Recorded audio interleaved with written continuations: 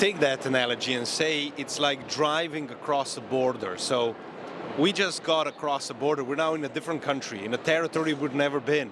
The signs are different, we're off the highway. So we need to kind of pay more attention to where we're going, because let's say we don't want to go back, because I have a huge problem with everybody going around saying, oh, 2019, blah, blah, blah. Can't stand it. 2019 was one of the years that was the most, our industry, so in general, tourism as an industry, was the most criticized for over-tourism, for expression that is now being highly debated, and let's not talk about over-tourism. Just like if we don't talk about it, the problem's not there. And I think associations have a huge problem, and that is that if we've been talking here with some really, really interesting, people that are coming from different segments of our industry, and they would say, the corporates want to do hybrid events. The corporates, there are certain trends, and we need to embrace them. But in the associations business, we're still focusing on creating that 16,000,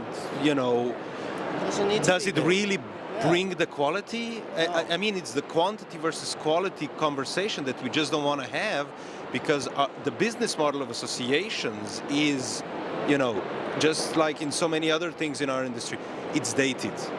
Yeah. And this is my question now. Can I add one component, because I want to talk about the marketing of it, which is extremely lacking in the association world, and I mean that again with the utmost respect, but typically, and I'm going to use statistics, so 80-20, right? 20% are doing a fantastic job, but the 80% are not, because they focus on themselves. Marketing 101, you have to answer the question, what's in it for me? Which is why all of their membership is declining, because they can't answer that simple question, what's in it for me, for their actual members. Exactly. So what's really interesting in some of the associations, I'm quite active in ICA and so on, so we work, Ljubljana is a very strong Congress destination. And we are so proud this year. Basically every conference that is taking place has larger numbers than what they anticipated. We're so happy about it, despite all the challenges that we might have and blah, blah, blah. But there's one thing that I think needs to be addressed exactly in this context. It's not just the marketing, but it's the business model. Yeah. What are the alternative revenue streams that actually make sense as an alternative revenue streams for associations? Yeah, it's a great question, and there's so much tied up in that, and there's so much focus on what the revenue that comes in, the operating revenue from events, sponsorship, that type of thing, and that's all changing. And so they do have to look at different ways, and I want to touch on something else.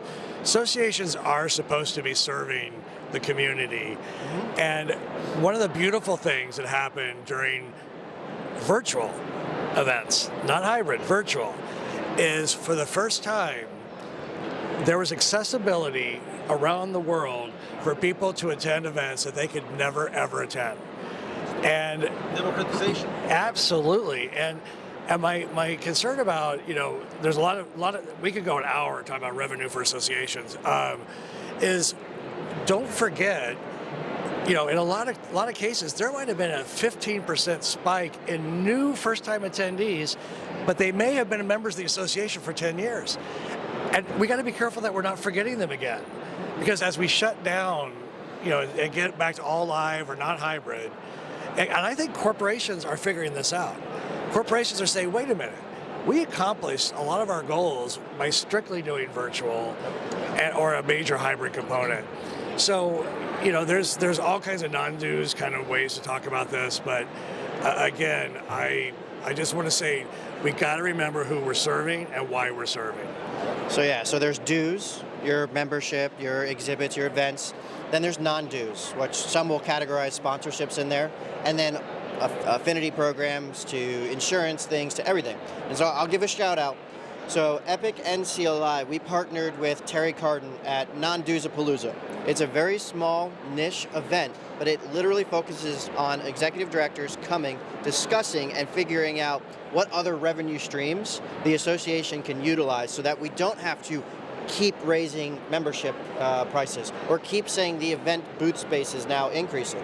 And so by diversifying those revenue streams from the different alternatives, they've been able to actually grow their membership because it's actually giving value and answering what's in it for me when they actually join. I don't know. So it's a shout out to her for that, but it's such a simple concept that I just don't know why people don't think about it more. They're so focused on one thing. Just open up, have a conversation. I'm usually comment these things in a way that we have a high school of what is going on with Red Bull.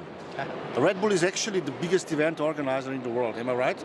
I'm learning. And it's hybrid for the last 20 years actually. So they know everything about it. They know everything about how to restream the content, how to reuse the content, what to do. You just watch, I don't know. It's every sporting event too. Every sporting event. So we don't need to look far actually. So everything is already actually here.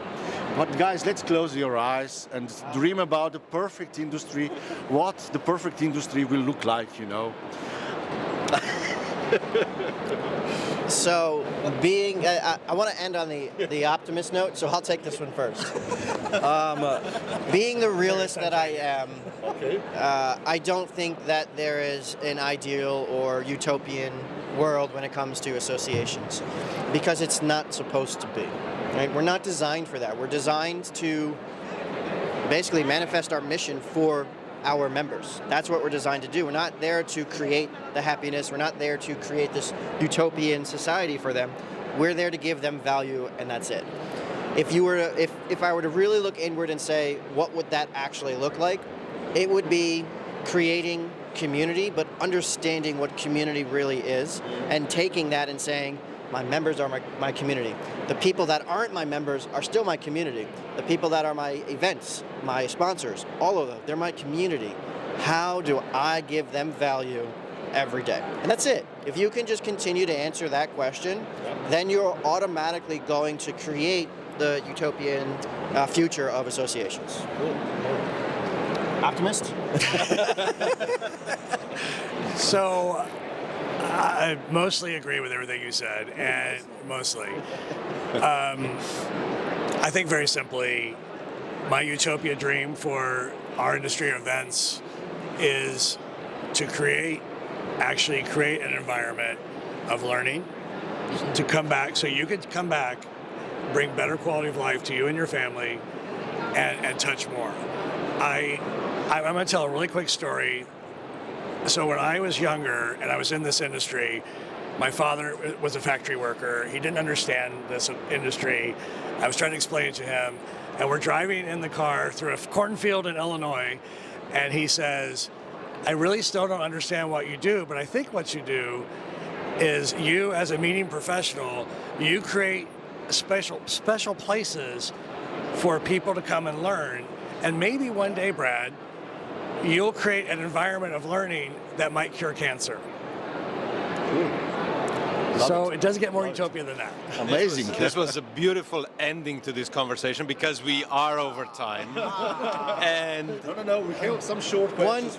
So I just want to add one thing. One thing. But no, I'll give you a challenge. So we will repeat this. And we will kind of, have a look at what we said today and what happened in the time. That's going to be the next one. In 5 years' time, this entire industry is going to be disrupted again. Yeah, that's for sure. Cool. But we would love to keep the conversation going with you. This has been awesome. Well, amazing. We're glad that you like Ljubljana Talks. So the real questions: beer or wine? Wine. French Reds. Oh yeah. White wine, French Burgundy, white Burgundies. Okay, mountains or the sea? What's that? Mountains or the sea? What is that? You want to live in the cabin in the woods, or you want to live in the ocean? Oh no, woods. I already live in the woods. I'm sorry, I didn't hear what you said. Definitely in the woods. Mountains all the way. Beach. Give me the beach. That's the why last one. Never want to live in there. Cooking or washing dishes? Cooking. For sure. Cooking. Bill and Brad, thank you very much. Thank you. Thanks a lot. Stay tuned. Thank you. Thanks a lot.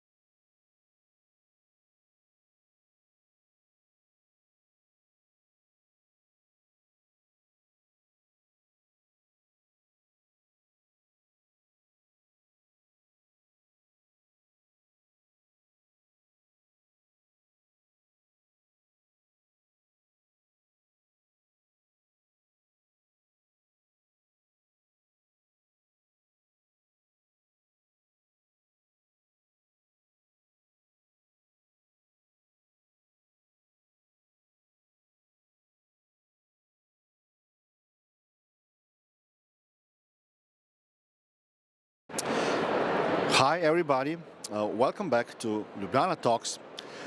This is already a second edition of Conventa Trend Bar, which is part of Ljubljana Talks. And today I will talk about the dilemma high-tech or high-touch. But let me ask you a question. What do you feel? What do you think about high-tech or high-touch? When we asked participants of our events, almost everybody in the room raised hands for high-touch. But can we live without high-tech? Today we talked a lot about AI, a lot about new trends in meetings industry, new technologies coming to us. And definitely I believe personally that high-touch also goes with high-tech. So I still believe in hybrid events. I believe also in metaverse events, in all kinds of events which are now part of our reality and daily business. I believe also that nothing can replace authentic interpersonal relationship we create live. But our business is communication business, so we need to focus also on how we communicate before event, during the event and after the event. And this is where the technology comes in place, and we can definitely use it better than we are using it now. But let me introduce myself first of all. Who is Gora's chat? Of course I asked ChatGPT about it, and let me give you a slide about it. You can watch now what ChatGPT knows about me. It's quite good. It says certain things which are definitely true, but he doesn't know that I'm a little bit crazy about sustainability, that I love to talk about new trends and so on. So basically, he's good, or she's good, but still some points of my career are missing in this CV, which ChatGPT created for me. But let me give you a zeitgeist about the industry itself in this particular moment. First of all, I believe that our industry is becoming much stronger after the Corona crisis, but I do not believe that it's become better. We have now 4 different types of events going on, like live, digital, hybrid, virtual. And we talked a lot about that today with the biggest agencies in Europe and in the world about it, with Meritz and some other agencies. And they all believe that we need to first of all answer to the question why, and then combine all these 4 types of events together according to the needs of the clients. The second thing which is to me really important is that still the events are places of democracy in an old Greek style. Greek agora was a place where you can exchange your views and so on. The danger of metaverse, digital places, platforms, AI and so on is that you can fake many things. You can easily fake news, you can easily fake information about somebody. If you want to say that Gorast is an asshole, you can create this asshole campaign just with a click. So basically, the only place which is left to us as a place for democracy are events. So this is the place for dialogue. And I sincerely believe that we need to also have this in mind when we are talking about our industry. But we are not touching this point quite frequently. Then, of course, innovation is the next zeitgeist which I'm experiencing every day. I just touched the AI part of the story, but also other parts are becoming really important to all the organizers. So I used to say that we are now becoming a high-tech industry. We are not a logistics industry at all anymore, but we are bringing high-tech experiences to our clients and to our participants wherever they are. And of course, the last one, which is my favorite, is sustainability. I will explain this again like I explained yesterday when I talked about sustainability. I was born in summer of '69, and that was the last year when the world was in balance between what we are taking out of the Mother Earth, from the Mother Earth, and what we are giving back. So this regenerative model was killed in 1996. So all my life we are using more resources than we are regenerating. So when my children will ask me, Gorast, why are you so passionate about it? they will probably ask me, what did you do in your whole life actually?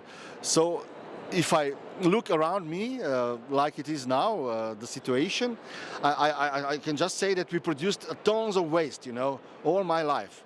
But that we need to change also in our industry, and that's why to me sustainability really matters. And of course, I can talk about sustainability for hours. Only when you measure the carbon footprint of your event, you can start with actions. Because if you are not measuring the carbon footprint, you are driving blindfolded on the highway with 200 kilometers. And you will get killed, for sure. So first of all, measure your carbon footprint and then start with actions. And my last point about the zeitgeist is, of course, rock and roll. This is what you also need to somehow put into your production, put into your communication. This is part of my DNA or DNK, and to me this is quite important part of what I'm doing.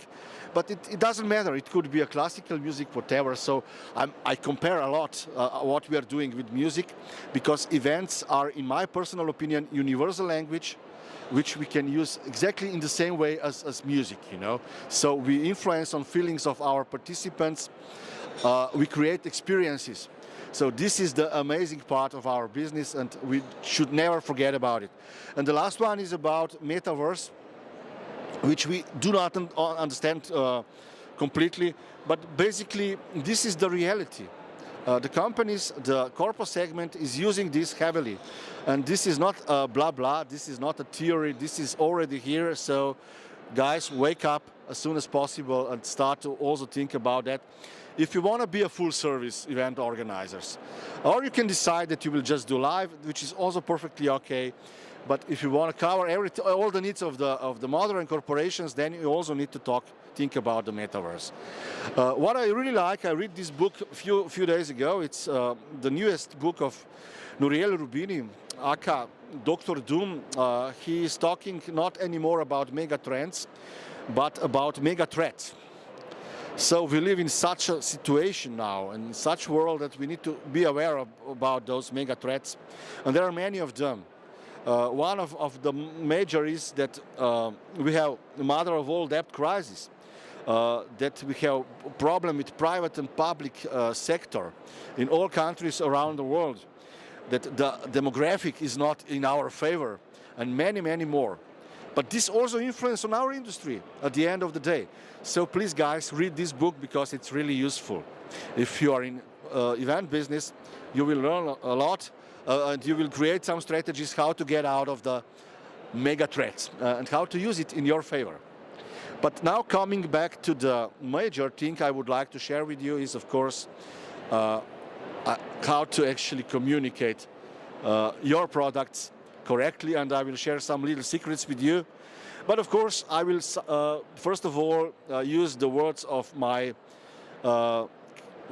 famous countryman, Slavoj Žižek. He's a philosopher from Ljubljana. He said, words are never only words. They matter because they define the contours of what we can do. So why I believe in this? Because still I believe that people are coming to events because of the content, because of the context of the content. So we should be careful about the content. Especially the younger generation will not come to your events anymore if you will not deliver absolutely perfect content, because everything is boring for them. So also the formats we are creating are boring for them. Do you believe that the panel discussion is amazing experience? Panel discussion with 10 speakers and 1 hour long conversation. It's too long, so nobody will listen to that. So that's what I'm talking about. But if the content is great, people will follow you. This is what I personally believe. And I'm a big believer still after all these years of content. So fasten your seatbelts, your marketing seatbelts, and I will try to explain to you shortly what I believe it's good to know when you're dealing with marketing in our industry. Of course, Sales without selling is something I'm always actually facing when I come to any destination or company I'm working with as a consultant. Well, you have on one side always so-called marketing professionals which are more strategic, more structured, let's say, so they like Excel tables and they like to plan in advance. But on the other hand, you always have salespeople riding a white horse, chasing clients, you know. But look, I believe that they are just successful if they do this together, you know, as a perfect couple. This is how it works in reality. If you have just salespeople, then of course something is missing. And in the world we live in, which is digital, a lot of things are digital now. We can measure everything, and we can base our decisions based on analytics. So that's why marketers are also needed in every good sales team, even if it is for destination or for event planning or for, I don't know, event agencies. And of course, do not rely on your gut feelings, because if you rely just on your gut feelings, it's again you're again driving blindfolded on a highway. So we have all the analytics available every single day, and play the game, guys. Because if you will not do that, you will crash sooner or later.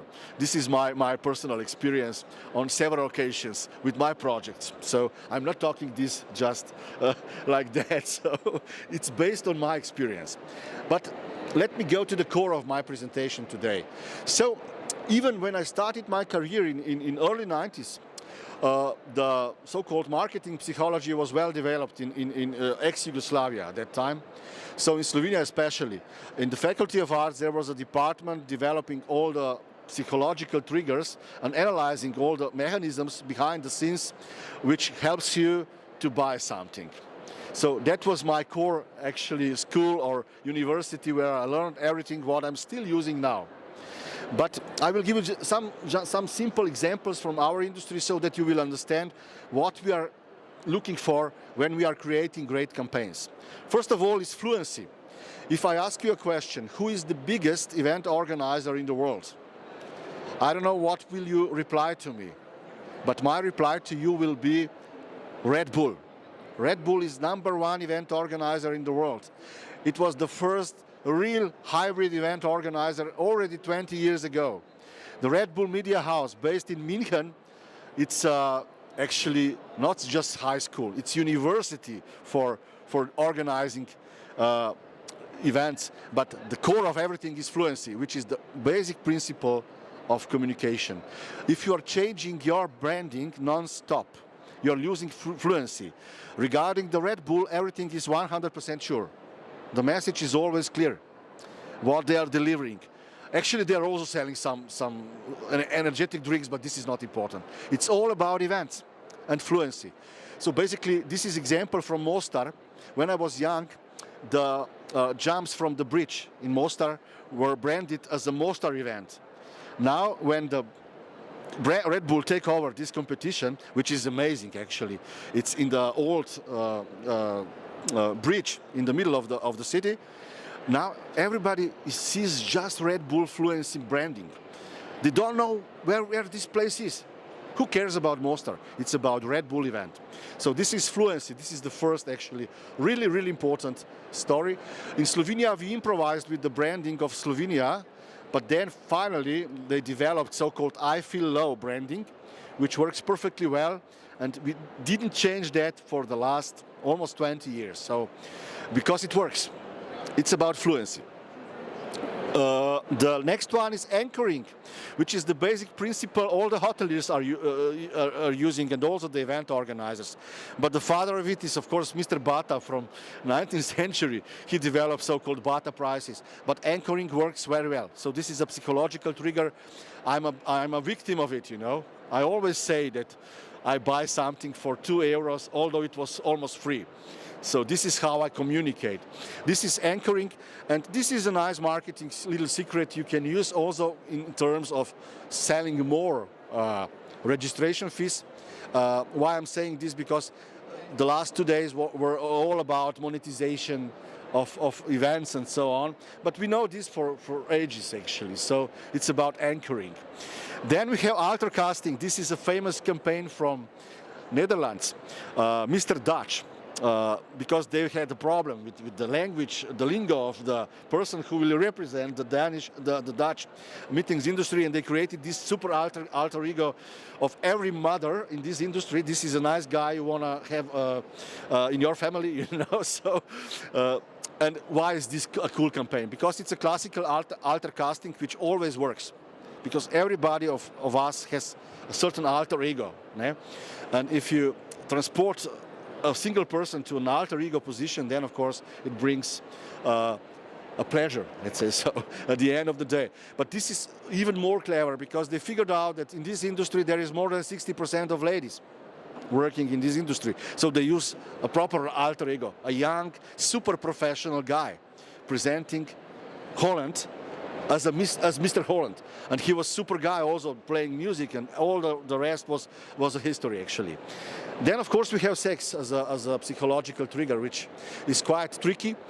Automotive industry, especially tire production companies, are using this heavily, but this is a really dangerous strategy because you can finish with that on the court of a marketing court, as we call it in every country.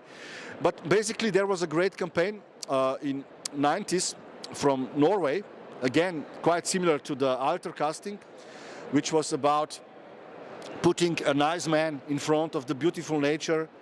And it says actually, I don't know, it was a simple slogan, but suddenly, you know, because they also produced the pads for mouses, for computer mouses, all the ladies were in front of the Norway stand waiting for this computer mouse, you know. So this was a clever use of sex in marketing, but this is a tricky part of psychology, because you can really step over it. Now it's even more problematic than it was, I would say, 10 years ago. Then you have happy faces, as I call them, trustworthiness. It's again a concept we use from 60s. The Yale University developed this as a model. We know exactly what kind of faces are right faces for selling products and so on. And imagine, still walking around the IMEX trade show, I'm seeing so many empty halls from the panels looking at me. And I'm asking myself, Gorazd, is this a furniture shop or what? What is that? They're selling me furniture. There is no happy face, nothing. Just a simple furniture, which is actually nice. I love the nice chairs, but where is the content? So this is trustworthiness. So use happy faces, because if you go around Frankfurt today, you will, on all the panels, jumbo panels, see just the happy faces. So it simply works, believe me. So do not try to sell anything without happy faces. Of course, GDPR is here, so be careful about that. At the end, if you don't have permission to use the photos, ask actors to help you with that. So they will gladly support you if you have some budget for that. Disruption is my favorite. I like to disrupt things like we are doing right now. So disruption is one of my favorite triggers. This is this picture from Mitovation, again from 2002. The Danish meetings industry created this disruptive model, which was called Mitovation, and it's still super actual today. So you can still learn a lot from that, but that was a kind of disruptive strategy in our industry. Then, of course, guys, if you have a lot of money, you can sell promised land. And half of people here at the trade show are just selling that, because they are using the campaign for leisure guests, where they transport people from usually to warm places, to the sea. We ask all of our colleagues here during the interviews the dilemma, sea or mountains. 90% said sea. So that was a quick, actually, call to action, and we can see that promised land definitely works. But I don't know if it works in line with what we are selling here, actually, in line with meetings industry. So this is my little question to all of you. I do not believe that you can just copy a leisure campaign and sell promised land to meeting planners. I don't think so. And then if you have really a lot of money, then is what we really love in our industry, in the marketing, then it's mere exposure. So you can go all over the whole media and all channels you have, and this is a mere exposure. So this is something what you can also do. Aljaž, yeah. And next strategy is fear marketing, which comes to our industry from insurance business, and during Corona we use a lot of that, you know. So we started to secure participants from this fear element of Corona and some other threats. So basically this is still running a lot in our industry. It's not so present anymore as it was 2 years ago, but we can learn a lot from the insurance business. But we are using in marketing also this fear marketing, as we call it. And then loss versus gain, which is quite good for meeting planners. So that means that you will lose something if you will not come to IMEX. This is how IMEX actually is promoting. This is a place to be. Campaign, no? You don't know what you will lose, but basically, you don't really know what you will lose, but basically you are going as a crowd to the show, not to lose anything. And of course, reciprocity goes well with that too. That's another trigger. Reciprocity says that we will give you something for your email, for example. This is what our industry is using a lot. So basically, these are basic ingredients I'm using on a daily basis. But I believe that also FOMO is here. FOMO is important for Z and Y generation. But with FOMO, you also need to play a clever game. You need to be really, really precise, because you can Z generation at all. You cannot fake. So if you're honest, then you can play this game. If you're not, I don't believe you will succeed. And of course, the language of live events. This is what I'm selling to all my clients. I believe that we have a magical thing in our hands. Events are the best engagement tool in the world, you know. And in the marketing mix, you can use this as a perfect trigger. But we are not thinking about event industry as part of marketing mix. For me, what I'm doing is part of marketing. I do believe that I'm part of marketing industry, not really a part of meetings industry, which is logistics. So don't get me wrong. So you can put me to the meetings industry, but my heart is actually more with communication. And with events, we can communicate. We can communicate before event, during the event, after the event. If we create a great content, we can reshare the content. We can have a streaming platform. We can learn a lot from Netflix. And this is where the industry is heading, actually. So, what we learned actually during the last few months, because we analyze also the needs of the clients, I will just guide you quickly through the research we did few weeks ago, actually at the beginning of January, and I will share some of the major takeouts from this research.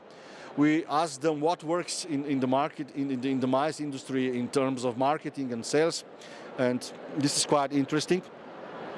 One more thing I would like to share with you. We talked at the last talk about the ethics, about the marketing, why we are here actually, and so on. I do believe after all these years that also these ethical things must be part of the marketing.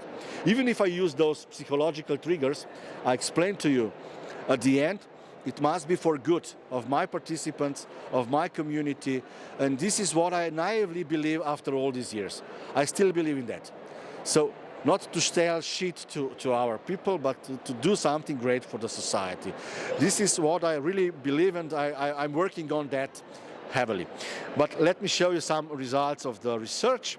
I will not share boring data with you, so we will escape this, but I will just do a wrap up about it. So first of all, brand is what you share, not what you sell.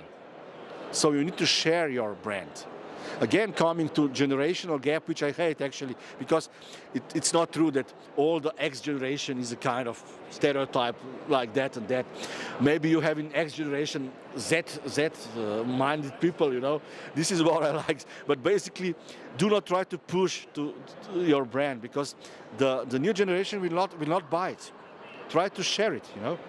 Try to share the values of your brand, and it works perfectly well, you know. So this is how it goes. Then the second one, content is still the king, né?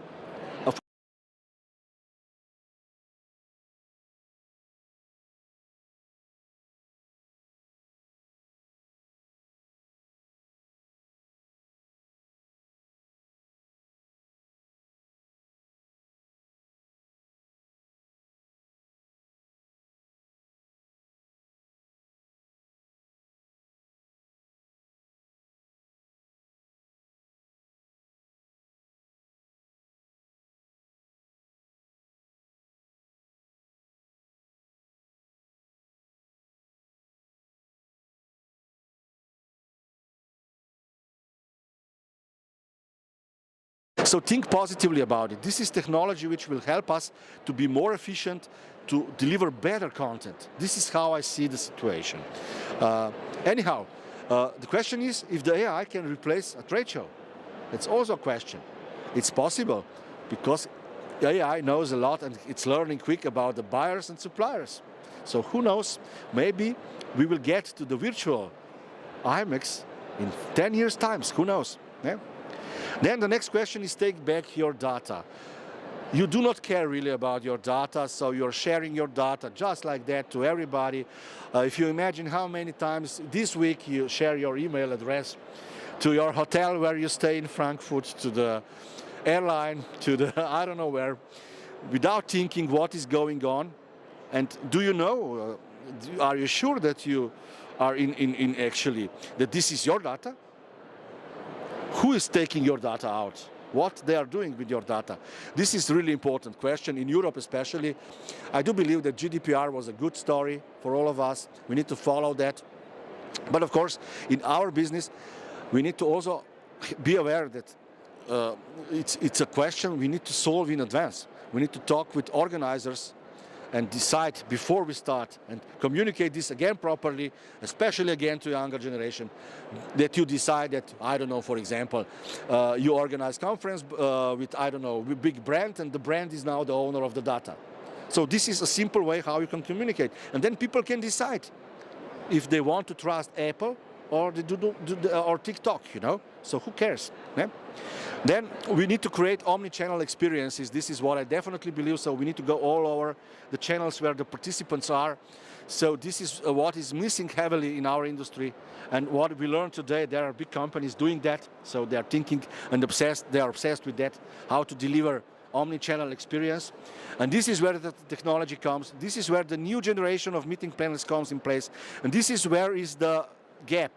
Because we are becoming a high-tech industry. So we need to have a high-tech people in our agencies. Not anymore people taking care about the logistics. The logistics, it's a simple part of the story. But this is a heavy part of the story we need to talk. And TikTok is also here actually. So, okay, we can ban TikTok away. I'm using TikTok. I'm using it. Really, I'm using it. I do not use any more Facebook. So I don't know why. It was an organic process. I didn't decide I will not use Facebook. Simply, I'm not using it anymore. So I don't know if this is a problem for Facebook or for me. I'm not sure. But basically, it's coming here actually, and some of the organizers are using this well. But if you have a younger clientele, of course you will use TikTok. This is not an ethical question. It's a question of communication. And I talked a lot about artificial intelligence. I already explained all about it, so I will not go into deeper about that. And what we can measure, we can improve is also important. So I said already that several times. So we need to analyze all the data which are available to us. And last but not least, zero bullshit about sustainability. Do not bullshit. Yeah. I yesterday presented 7 deadly sins of greenwashing. And still we are seeing that. Guys, can you actually recycle the plastified batch? That plastified batch, it's half paper, half plastic. For the plastic, you need 500 years, but it will not disappear. It will just be in smaller parts, and it goes to the sea. you know? It's a circle. So basically, do not bullshit people because they are not stupid. And everything must be based on the mathematics and science. This is what I believe in terms of greenwashing. And of course, that boom of greenwashing started already before Corona, but it boomed during the Corona, and I will definitely be a kind of green police, I promise this. I will open debate wherever possible about that, because I believe this is important. And this is all for today. Thanks for watching me. And never go on a trip with somebody you don't know. This is the slogan of Congress Magazine. Stay tuned. We are coming back at 3 o'clock.